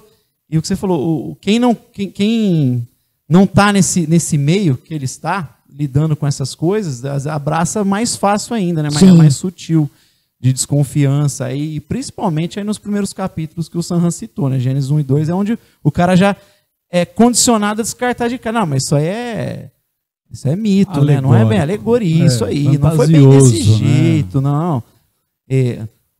Deus não criou um casal. Ele pegou lá dos homo sapiens. Não, E você vê assim, que quando você coloca esses pressupostos, você bagunça tudo, cara. Porque é aquela coisa. Se Adão foi um representante, se ele foi um representante, então ele foi uma coisa evoluída, como é que fica a questão, por exemplo, a noção de pecado? Então os outros não pecaram, foi justamente Adão e Eva que pecou. Porque assim, aquela coisa, né? Se você não tem propósito, a Bíblia diz, né, que uma das definições de pecado, na Bíblia são 3 definições, né? É rebeldia, iniquidade e errar o alvo, né? Uhum. Deixar de cumprir o propósito. É uma definição mais literal. Então aquela coisa, se Deus então foi só guiando, não tinha assim um propósito específico, então como que o pecado pode ser errar o alvo, deixar de cumprir o propósito, se você não tinha um propósito assim? Porque aquela coisa, se você diz assim, não, a coisa foi evoluindo, mas Deus tinha um propósito nisso, e Deus tinha, na verdade, assim, uma coisa guiada, a minha dúvida é no seguinte, assim, quando e como aconteceu esse pecado, sendo Adão e Eva apenas representantes dos homo sapiens? Porque a Bíblia ali deixa muito claro que Eva estava sozinha. Deixa assim essas entrelinhas, logicamente. O casal, né? O fazer casal especulação, né? Ali, né? Exato, a questão do Éden ali. E aí, cara, são coisas que não dá para você encaixar. Só que aí que tá, você cria toda uma especulação a fim de que ela fique factível com fatos científicos. Realmente eu poderia falar vários outros aqui, né? Não, mas compromete. Compromete demais. O cristão comum, assim, ele nem percebe que compromete às vezes. Mas tem uns que tomam o partido do evolucionismo, de misturar essa coisa toda, sabendo que compromete essa visão. A não ser como eu defendo a questão da queda. Então, mas se você não sabe, então segura, né? Você prefere... Fica com a narrativa bíblica. Você prefere relativizar a narrativa bíblica para você ser, sei lá, não ser zoado pelos seus amigos. Ter razão, né? Querer pagar de intelectual para o pessoal secularista. O erudito. E um outro termo, né, Levi? É a questão do fundamentalista, né? Sim. Hoje é um termo assim tão maldito, cara. Então, assim, é visto de maneira pejorativa, né, hoje. Né? É extremamente pejorativo. Esse pessoal que acredita no eboteísmo, eles acham que nós somos fundamentalistas. Né? Então, para esse pessoal, o que é o fundamentalismo? É você ter como critério de realidade a narrativa bíblica. Isso é você ser fundamentalista. Então, não, você não pode ler a Bíblia pelo que o texto diz. Você tem que ler a Bíblia de acordo com o que a ciência também exatamente. Passar aqui na razão. Você tem que ler igual os ouvintes de Paulo no Areópago lá, né? Quando ele fala, ressuscitou Jesus dentre os mortos, quanto a isso a gente ouve outra hora. Exato. Saiu daqui, não dá. Aí fica difícil. E o pessoal é nessa linha, né? E muitos cristãos. Aí já é o pessoal mais liberal, né? Sim. O pessoal eu já tô falando. São os liberais que... Eu um pastor assim, eu não acompanho tanto, mas nisso aí eu concordo totalmente com ele, que é o Granconato, né? Não é um cara que eu já ouvi alguma coisinha dele. Esse dia eu ouvi ele aqui de curiosidade. E ele fala assim: os pastores liberais que estão nas nossas igrejas são parasitas, porque o cara está numa instituição que é histórica, ele recebe o salário dessa instituição, os filhos deles estudam na instituição, e ele prega tudo ao contrário da instituição. Ele fala, por que não abre então uma batista liberal e escreve lá, eu sou liberal? Eu não creio nisso aqui, não creio na inspiração, eu não creio na inerrância, eu não creio em nada. Abre então a igreja e vive com as consequências. Agora o cara vai lá, tá numa batista com suor de missionários, de gente que tinha uma visão diferente dele, ele suga o negócio, ele prega um negócio totalmente contrário. Com suor de fundamentalistas. Sai daí então, cara. Sai daí da batista, da presbiteriana, vai para outra igreja, vai abrir uma igreja liberal, escreve lá, somos liberais. Mas o cara não tem coragem, né? Então, nesse ponto ele tá certinho. E indo para um outro ponto, porque assim, você falou, né, dos liberais, que logicamente já colocou o intelecto como o suprassumo da humanidade, né? Do ser humano, suprassumo antropológico. Agora tem a outra vertente, que é aquele pessoal assim mais simples. O pessoal assim, que não teve tanta oportunidade de estudo. E aí esse pessoal também tem uma tendência de meio que demonizar a erudição. Sim. Só que assim, esse pessoal que, como a gente já falou aqui, embora demonize a erudição, mas ele lê a Bíblia. Então, ele está também exercendo uma erudição. Como que para você, Levi, como que você, assim, até como pastor, você vê um meio, não método, mas assim, um meio para poder consertar o conceito de erudição para esse pessoal, digamos assim, mais simples? Sim. É um desafio, mas eu gosto, porque, como eu falei, muitas vezes a gente ouve o contrário. Isso aí esfria a fé, teologia esfria a fé, atrapalha, impede o crescimento. Para que isso aí? Eu já fui criticado de repente, trazer A gente tenta falar, claro que tem o lado de você se comunicar com um público maior, né? Então tem gente um pouco mais simples, tem idosas, tem... E eu costumo, de vez em quando, trazer uma coisa um pouco mais... Eu sei que vai exigir um pouco mais. Então teve uma vez na igreja que a gente falou sobre os 5 solas, né, no mês da reforma. E quando eu fui falar do solos Cristo, eu comecei a trabalhar um pouco de cosmovisão lá, né? E citei lá o texto de Colossenses, né? A gente entende a partir de Cristo e tal. Mas eu fui entrando em algumas coisas mas eu sabia que ia ser meio atípico, porque eu ia falar um pouco para um culto de domingo, ia ser... Mas foi atípico. Então eu acho assim, a gente tem que tentar trazer devagar, mas a gente pode de vez em quando, lá, por exemplo, na igreja, eu estou tentando acostumar a falar um pouco menos, porque eu percebo que as pessoas não prestam tanto atenção. Assim, hoje a pessoa não tem capacidade de concentração. Então, assim, não que eu vou me acomodar a isso. Aí eu falo pro Jonatas lá, que a gente tem que fazer é tentar pregar. O Tim Keller consegue fazer isso. E o cara é fantástico, ele prega em 25 minutos, 30. E aí depois ele abre espaço para quem quer ficar, para entender mais os conceitos. Só que ele fala em menos, e aí ele tem tempos maiores de estudo. Eu falei, eu acho que a gente tem que fazer isso, mas eventualmente falar um tempo maior, abrir para... Eu não posso nem me acomodar a essa situação do cara que não se concentra, porque eu tenho que falar, então vai ler, vai se concentrar, vai. Para de assistir série da Netflix, vai ler livro, que aí você aprende um pensamento linear, vai... Porque, eu até lembrei, falando esse negócio de disciplina, essa hora que você falou do afeto, que a gente é mais fácil. Por outro lado, eu também acho, aí você pode até discordar, mas que a disciplina é importante nisso. Porque a gente não gosta de um monte de coisa. É a chave de tudo, né? E eu acho que quando a gente disciplina, querendo ou não, eu começo a fazer, eu começo a despertar sentimento. Tem esse lado também, né? Então, sei lá, eu tô precisando emagrecer, eu não gosto, eu vou lá e daqui a pouco eu tô gostando de fazer aquele negócio, exercício. Eu não gosto de ler, começa aos poucos. Daqui a pouco você não vai conseguir parar. Você sempre gostou de ler, Levi? Teve uma fase que eu moleque, assim, comecei moleque, uns livros mais ou menos, uns livros ruinzinhos na época que o pessoal indicava. Mas eu lembro que quando eu comecei a ler livros mais difíceis, sabe o que os irmãos falavam? Nossa, lê com o dicionário do lado, é muito difícil. Era livro do Caio Fábio na época, faz tempo, né? Eu cresci na igreja. Eu, nossa, hoje você fala, nossa, que complexidade que tinha. Aquilo, a maioria era sermão que ele tinha feito, que era congresso. Uma complexidade é a hora que você vai entrar em umas coisas mais filosóficas. Complexidade é Herman Doyle. Mas assim, vai aos poucos, lê de novo, lê duas. Não, eu quero aprender esse negócio. Mas tem hora que você vai gostando tanto, vai criando gosto, prazer, satisfação. Então acho que tem isso, até para não... Porque você pega hoje, moçada, eu não gosto de estudar, molecada. Você tem que ter disciplina, porque uma hora você vai começar a ter prazer naquilo que você está fazendo, vai despertar prazer. Mas claro, a gente vai gostar mais de algumas coisas do que outras. Não, né? eu acho, Levi, que são coisas complementares. A gente não vai ser apaixonado por ciência. Não, acho assim, são coisas complementares, porque assim, é lógico que a gente tem que conscientizar a criança, obviamente, algumas responsabilidades, que embora mas elas têm que fazer para o próprio bem delas, para o desenvolvimento delas. Mas eu falo assim, por exemplo, o meu filho ele não gosta de estudar. Samuel, 9 anos, não gosta.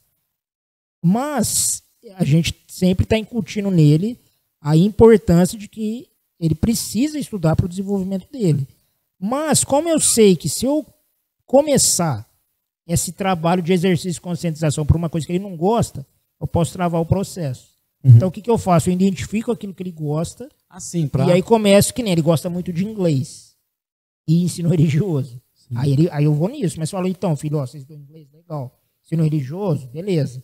Então, mas agora é geografia. Por quê? Porque a geografia é isso. Aí entra a questão da disciplina, obviamente. E vamos, o lado bom da cosmovisão cristã é essa, porque tudo está amarrado. Exato, exatamente. Esse é o grande ponto, porque na sociedade pós-moderna que vai para os particulares, cada um lá está falando, mas a gente está atrás de unificar tudo. Então, esse conhecimento aí que eu estava falando do Stoker, né, do momento vertical de significado, é o que vai unificar. O N.T. Wright fala assim, a ciência desmonta as peças para ver como funciona. A religião une tudo para ver o que significa. Exato. Então, o lado bom da cosmovisão, assim, não tem um aspecto da existência que Jesus não clama, é meu. Ele é Senhor de tudo. O lado bom nosso é que dá para tentar fazer essas amarrações, né? O que tem a ver matemática? Aí você vai explicar o que tem a ver para despertar, né? Então, essa integralidade, ela é propícia para gerar o desenvolvimento e para gerar, assim, o engajamento, porque é exatamente aquela coisa, a Bíblia, beleza, Deus criou todas as coisas, ok. Então Deus criou todas as coisas, mas criou território diferente. Onde você mora? Então essa questão, a questão da amarração, né? É uma coisa integral. Quando você vai, por exemplo, como você falou, para o pós-modernismo, para o subjetivismo, que ele individualiza, aí você contribui para o desinteresse. É aquela coisa, não, é o meu... É a minha realidade particular. É exatamente. Filosofia, eu tinha lido... Isso contribui. Alguma coisa, claro, assim, eu falei, eu prefiro você, porque você já conhece muito mais dessa área para passar algumas pegar mastigado é muito mais fácil. Mas eu fui ler, assim, mais, e eu já tinha lido coisas, mas já fazia tempo, então eu tive que reler algumas coisas. Mas é uma coisa que vai despertando a tua curiosidade. Exato. Por quê? Exatamente porque eu creio num Deus e eu quero entender mais disso aqui, disso aqui, disso aqui. E eu vou querendo, eu falo para minha esposa, eu gosto de aprender sobre tudo, querendo ler tudo. Completo, né? A economia que eu quero aprender aqui, qual que é a linha que é mais próxima? Até porque eu sou pastor. Eu tenho que trabalhar, vai ter gente que é economista, e a gente tem que falar o que é mais perto. Você vai ficar defendendo um Estado grande, você é maluco. Não faz sentido você defender isso, nem biblicamente. Não, e aí, né, Levi? Isso que você falou é perfeito, porque a gente lembra do bom e velho Doiver, quando ele fala dos 15 aspectos modais da realidade. Cara, isso assim, é uma coisa tão extraordinária, porque assim, a gente tem que pegar como pano de fundo o fato de que aquilo que Paulo fala em Romanos 19, né? Que Deus revela os seus atributos visíveis e invisíveis na criação. Então a criação revela Deus. Sim. Mas a gente tem, e aí que a erudição é fundamental para a devoção, porque quanto mais cresce o seu conhecimento de Deus, maior e melhor vai ser a sua devoção a Ele. Mas o conhecimento de Deus, ele também passa pelo conhecimento da criação. E o conhecimento da criação, a fim de que ele seja integral, para que essa integralidade revele Deus e isso redunde devoção a Ele, passa por esses aspectos modais. Sim. E é isso que você falou, assim, uma maneira prática e fundamental, é exatamente isso. O que tem a ver economia com Bíblia? Tudo. O que tem a ver política com Bíblia? Tudo. Tudo. Por quê? Porque a realidade integral e esses aspectos modais são características da ordem criacional. Então é exatamente, está tudo ali. Cara, a questão, quando a gente vai estudando Gênesis com essa base dos aspectos modais, você vê economia na Bíblia, você vê o aspecto fiduciário, obviamente, você vê questão jurídica. Cara, questão jurídica é absurda. Muito. Não come dessa árvore. Questão tá tudo ali, cara. O certo e errado da base é a palavra. Exatamente. O que você pode, o que você moral, não pode, a base ética lá, questão moral antropológica, tá tudo ali, cara. Então, assim, é exatamente essa questão da erudição. Eu citei a disciplina porque eu ia falar, você está falando da igreja, trabalhar isso, né? Como que faz. Uma é disciplinar, eu me disciplinar, sim, mas também a igreja, no sentido repetir, por mais que, como é difícil, nem todo mundo se interessa de imediato e não é tão fácil do cara, se ele não mergulhar, é rememoração, né, meu? Então eu tento bater direto algumas coisas, porque uma hora o cara vai pegar alguma coisa e vai se familiarizar, uma hora ele vai pegando aos pouquinhos, porque tem gente que tem crente que vai de domingo, tem cara que vai um domingo sim, não, tem cara que vai um mês. Eu tento chegar com texto, com vídeos, com as palavras, com estudo principalmente. Mas primeiro, repetição, que faz parte lá, você citou Deuteronômio 6, fala, repete, é constante o negócio. O Lewis falava assim, a gente precisa ser lembrado continuamente do que crê. E o termo lá, inculcarás na mente. Inculcarás, bem lembrado. Inculcarás na mente. Então, eu tenho que ser lembrado, né? Eu tenho que estar sempre... lembrar a minha alma, né? Bendiga o Senhor e não se esqueça de nenhum dos teus benefícios, né? Então, eu tenho que estar sempre lembrando. E eu vou repetindo muitos conceitos. Eu até falo, gente... Eu já falei isso aqui algumas vezes e eu repito, porque é assim que o cara vai cair a ficha uma hora.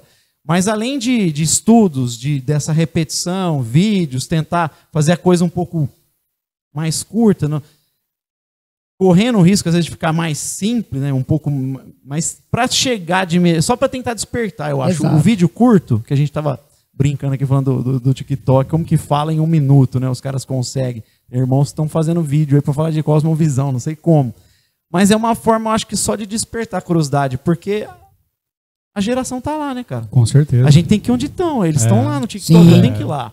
E no Instagram, colocar live, que na pandemia ficou saturado o negócio, né? Eu ia começar a fazer, eu falei, não vou mais live, cansei, eu fiz umas 2, eu e o Matheus. É verdade. Mas só com ele, porque eu não estava aguentando mais ficar em casa, cara, assim, eu queria sair, né? Mas não podia fazer culto.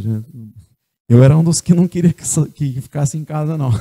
Era obrigado, né? Mas eu fui rebelde muitas vezes.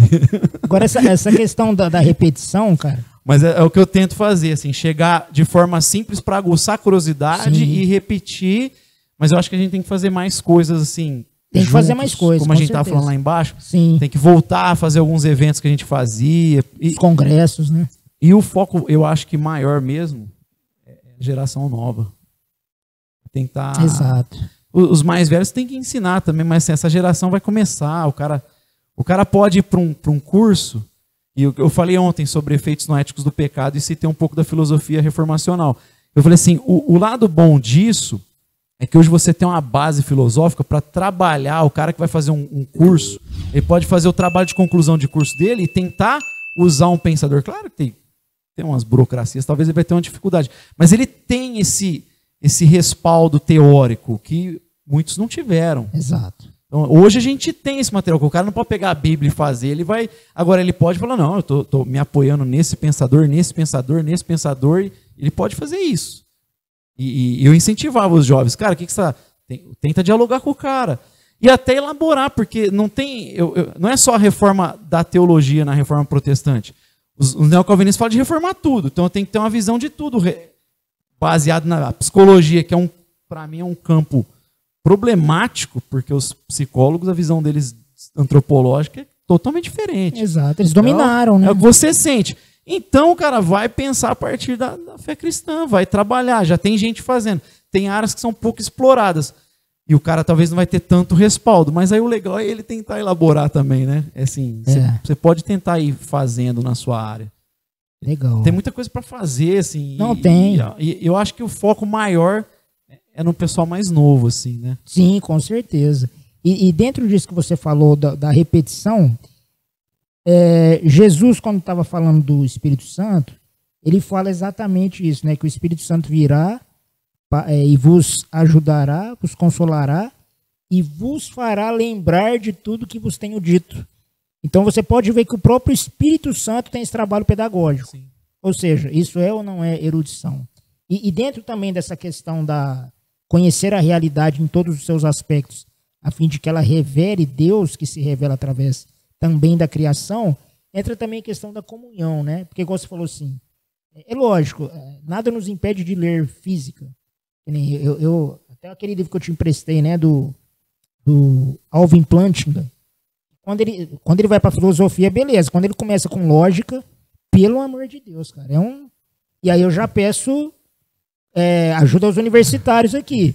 E ele vice-versa. Então, a questão da comunhão, cara, é muito rica nesse sentido. Então, é exatamente essa questão. Lógico que eu posso estudar física, mas quando eu converso com o físico, porque ele tem essa mentalidade mais exata. Uhum. E, infelizmente, outra coisa que a igreja perdeu também foi a comunhão. Né? E, assim, não é qualquer comunhão. É a comunhão visando essa erudição e essa devoção, que são duas coisas, né, totalmente interligadas. Né? Hoje a comunhão é mais para entretenimento, para o famoso louvorzão. Exato. E quando tem, que eu acho que nem isso tem mais, né? Porque as igrejas hoje, elas antigamente eram menores. Não, isso é bom também ter, lógico. Ninguém está falando que não é. As igrejas eram menores, então acabava até assim, provocando mais, porque tinha até necessidade, né? No nosso caso, a gente tem necessidade de estar junto também, né? Não só porque gostam do outro, mas que precisa mesmo, né? No sentido de crescer, mas também de apoio, de força, mais gente trabalhando, né? Mas a igreja tinha mais isso, hoje nem isso, né? Mas tinha voltado muito mais para louvor, não tinha esse lado da erudição, né? Você nem vê, assim, muito difícil. Você vê casos, não sei nem se está no Brasil, assim, quem tem movimentos que propõem isso aí. Eu lembro que o Mosaico lá fez algumas coisas assim. O Mosaico que eu falo não sei se foi em Brasília, em Goiânia. Em Goiânia, o Pedro Dutti. Aí ele levou o Paulo Borges, o Guilherme de Carvalho. Então, era voltado para a erudição esse, né? E aí o resto é congresso, né?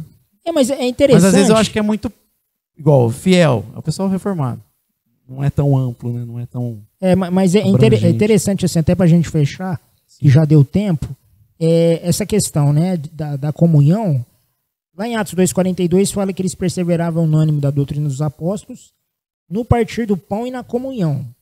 Então você vê ali que você tinha a perseverança na doutrina dos apóstolos, obviamente que tinha erudição, mas também essa questão mais no partir do pão, que é a festa ágape, né? Então tinha essa questão também dos comes e bebes, vamos dizer assim.